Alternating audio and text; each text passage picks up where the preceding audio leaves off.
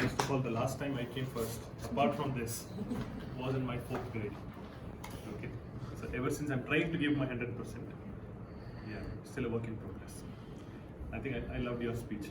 So I have one stand-up which is exactly the same. I think he was smiling a lot at that time because my name is Ramanathan.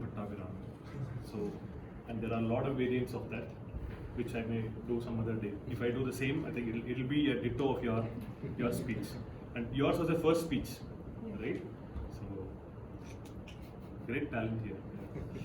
Okay, so quick show of hands. How many of you here drink, consume alcohol? That's what, consume alcohol. You guys? Great, good. Thank you. See, I am a teetotaller. I'm a teetotaler, which means that I drink only when nobody else is watching. No, just kidding. I drink only when somebody else is buying. Okay? There is so much pressure, right? In the world that we live in, so much pressure to drink. I'm sure you guys are dragging all your friends, right?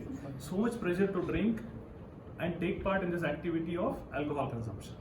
Okay, I know you're Dr. Pal's follower, right? Yeah. I know he won't say have a drink, right? But anyway, there's so much pressure, and you have to be part of a gang. Right? So last week, my friends went to a pub in Indiranagar. They called me, said, "Why don't you join us? We're going out to celebrate and have a drink." I said, "What is the occasion?" They said, "Drinking is the occasion." Okay, and so I said, "Okay, if I need to keep my friends, I need to go." So I went with them. They had lots to drink.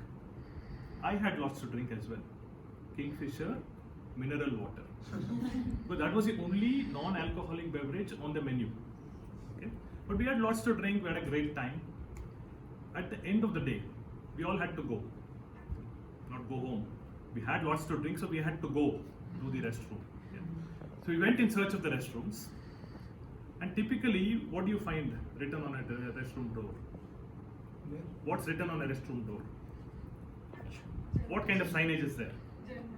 Gender, exactly. Man, woman, male, female, MW, or at least a picture, right? None of us got confused, right? Did you ever get confused? Anybody? No?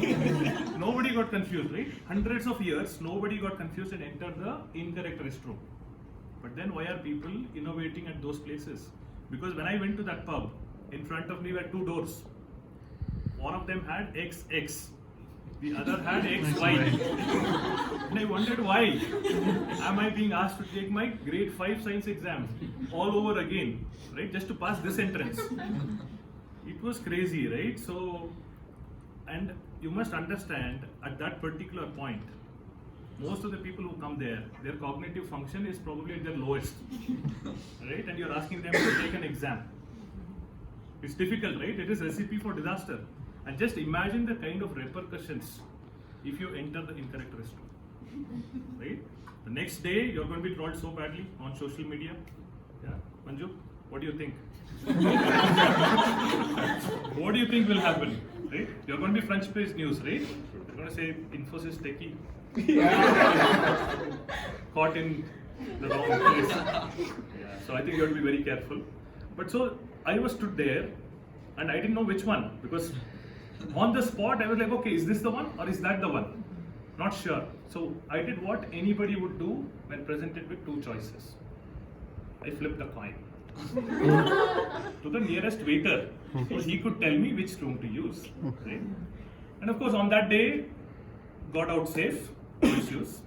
But this continued. The next few times that we went also to different pubs, everybody is innovating in these places. The second place we went, same thing, we had lots to drink, went to the restroom. There are 2 doors in front of me again. One has a circle with a plus below and a circle with an arrow on top. Which one do you get into, right? See, I already memorized my science exams, but these were symbols. Did not know, right? This time I said, okay, nothing doing, I'm going home, right? So I quickly got out of the pub, got into my gadi, right? My car. And just before I drove off, my friends came running. They said, Ram, drive slowly. Otherwise, you may meet with an accident. I said, if I don't go quickly, I will have an accident. Right? So I dashed off. I went very quickly, zigzagged through the roads in Indiranagar, turned into my street, But then it was late in the evening, right? And right from behind a tree jumped out a guy. Okay? And typically, from behind a tree, if somebody is jumping out late at night, you know what they're doing. They're not up to any good, okay? And in the position that I was in, you know what I was thinking. He was doing something behind the tree, right? So he jumped out. Then in the light that I saw that it was a policeman. Okay. He stopped the car. He asked me, "Were you drinking?" And I said, "Yes." See, because I had lots of Kingfisher mineral water. He said, "Were you drinking?" I said, "Yes." He got furious. He thought I was mocking him. Okay, so he went back quickly to get his breathalyzer. He got the breathalyzer. Now I was worried because none of these machines ever work. Right? I don't know when they were last calibrated. When was it last tested? It might have the previous readings, right? So I was now worried what will happen. Now when he came to me, I needn't have worried because that machine was not even working. Okay, so I was extremely ecstatic, and then this guy says, "Okay, it's okay if it's not working. We will move from system mode to manual mode," which basically means I have to blow on his face now. Okay, and he, with his PhD in advanced chemistry, is going to take in that sample, analyze it, and he's going to tell me if I'm over the limit or not. Right? So this is going to be a disaster. I refused to blow on his face, not because I wanted to, kind of disobey him. But I did not do it because that day I did not brush my teeth. It happens.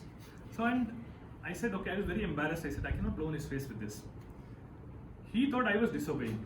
So he got furious. He ran back to his bike to get his challan booklet. I immediately took out a pack of chiclet to pop it into my mouth. He saw this and he said, "You are trying to destroy evidence." I said, "Yes, but not the one you are thinking of, right? It is not about the drinking one. It's my bad breath that I wanted to get rid of." But anyway, he came and then I explained all the things that happened. Then I said, "Oh, this is the issue. You know what you need to do? You see that tree over there. You go behind that." And I said, "Stop. I'm a respectable manager from a reputed company. I cannot be seen doing all these things in public." Then he said, "Ayyo Rama." Right? He said, "Ayyo Rama, that's not what I meant. Behind that is a pay and use public restroom. You can go there." And I said, "Thank you very much." And I gave him a 100 rupee note. He said, "Oh, are you trying to bribe me?" I said, "No. I cannot go there and give him a 100 rupee note. So I wanted to know if you can give me some change." To which he said, "Use UPI. Nowadays the country has changed. Use UPI." And I said, "Are you asking me for a bribe via UPI?" Again he was like, "Ayyo Rama, no. You can go use UPI with him." Right? I said, "Okay, thank you very much." And I said, I need to dash off now. There's been a lot of time holding it in. Then he said, "No, please drive slowly. Otherwise you may have an accident." I said, "If I don't drive quickly, I will have an accident." So that's all I wanted to say. Thank you guys.